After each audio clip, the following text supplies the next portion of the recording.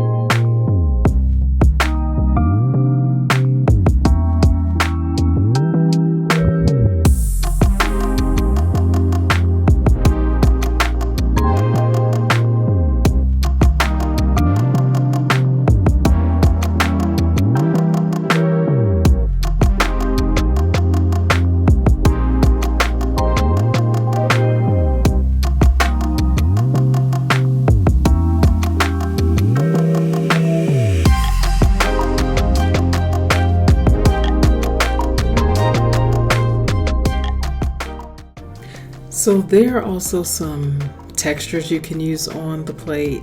Anything that won't tear the plate, just be careful with it. It's not really fragile, but it is a little bit fragile.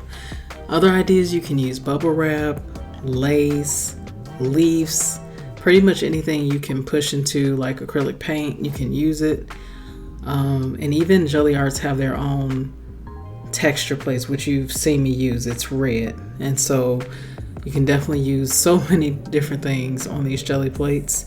And one important thing to do is to experiment with layering your prints. So you can make your first print and then you can add another print on top of it. You can keep going and going and going to get a really complex design. So that's something that I didn't do a lot of here. I did it, but not a lot. So I did it maybe more on a simple level, but I've seen some people do some really complicated layering that looks really, really nice. And when you go to use it in your other designs, it just really adds something to it. So definitely play around with that. I also mentioned earlier that you can do magazine transfers. So people often use this to transfer different objects out of a magazine or people, and then they start layering colors on top and it looks really, really nice. So definitely give that a try. And just as I'm saying with the layering, combining different colors and textures, and materials and just combine all this stuff together for really, really unique prints. And the best part about it is you can save these prints, especially depending on the type of paint you use. So I'm using paint that is mostly permanent. So these prints should last for a very long time, and you'll be able to use this in your artwork later. So I may end up with 100 pieces of paper, but they will get really good use. And so it's really nice that you can create these and they can go to use later.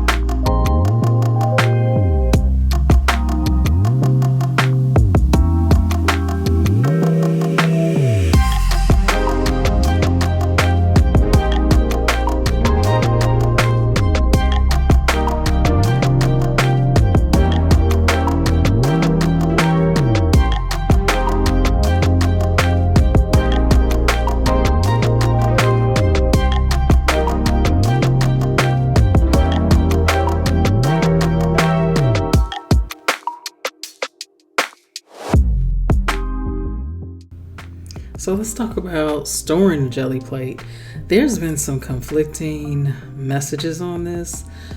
I'll go with what Gelli Arts shares you should do. So basically they say you should take your jelly plate and store it between two white sheets of paper. So a white sheet on the bottom and a white sheet on the top. And then there's this clam shell that it comes with when you buy it, and you just put it back in there.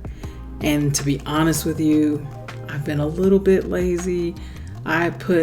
They say you're not supposed to do this, so there's some plastic sheets that come with the jelly plate when you buy it. I typically put them back on and put them in a clamshell, but I know they suggest not to do that because it may leave bubbles in your jelly plate, and you don't really want bubbles in your jelly plate. So I think it's best to go ahead and follow their advice. And so next time I use it, I plan to go ahead and start putting the white sheets of paper on the top and bottom so that I can minimize damaging the plate. I would say they're not super expensive, but jelly plates can add up. You don't really want to have to buy them over and over again. So it's best to try to, store it the right way. Also, in case you're wondering, you can actually make jelly plates yourself. Now, I haven't done it, but you can do it. And there are recipes out there on how to make one, but I feel like with me, I don't have a lot of time, so it's just nice being able to pick up one and use it. And it should last a really long time. I mean, I've had mine for quite a while. Well, I can't say quite a while. Over a year, let's just say that, and it's still going strong.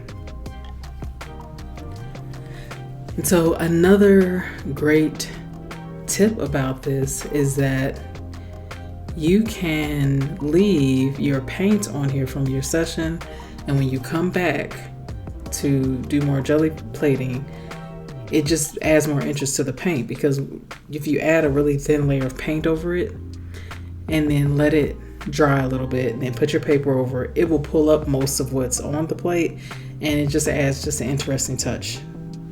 I think what I like about the jelly plate myself is getting away from perfectionism, because I tend to go the way of being a perfectionist, and I'm not perfect. So I find myself enjoying this process in a sense, because I'm always working towards just letting go and being free. And so with the jelly plate, you really can't, you just have to go with the flow. What's on there and how it goes on there and how it comes off is how it comes off. There's no perfect way. So it just helps me be more free. So that's another reason why I really love the jelly plate.